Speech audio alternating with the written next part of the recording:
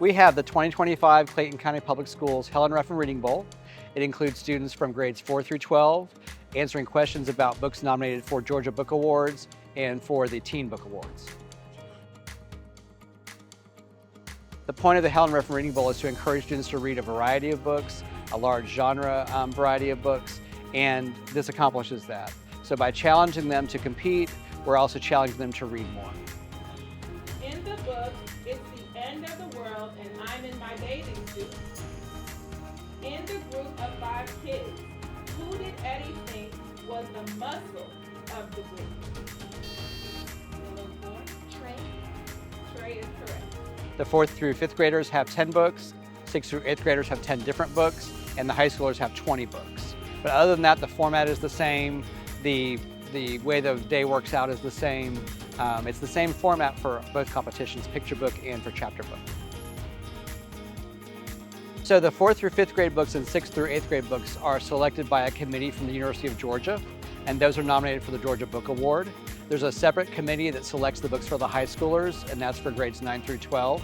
And the Helen Ruffin Reading Bowl uses the books selected by those committees. So the books are not Helen Ruffin books, they are books selected by those committees that Helen Ruffin Reading Bowl recognizes as the books used in the competition throughout the state. That is correct. We have 50 teams here today representing our elementary, middle, and high schools.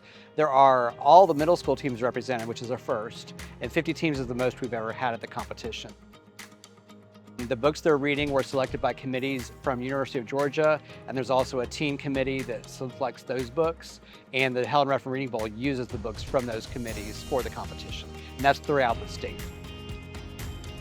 The kids at the end of the competition will come down to the cafeteria, and we have ballot boxes set up throughout the cafeteria for them to vote for their favorite book, and we'll pass those results along to those committees to see which book wins the award for the state.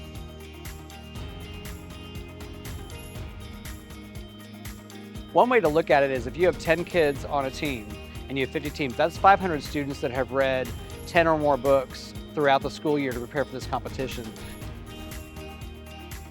Just like any other team that you have, it does require support of both the teachers, the media specialists, the parents, sometimes even the siblings, getting them to and from school, things like that. And it really does take an effort, and you see that today when you see the teams following around. You'll see the team exit the room and the parents exit the room, and they really are supportive of their students, and they're excited when they win and excited when they answer questions correctly.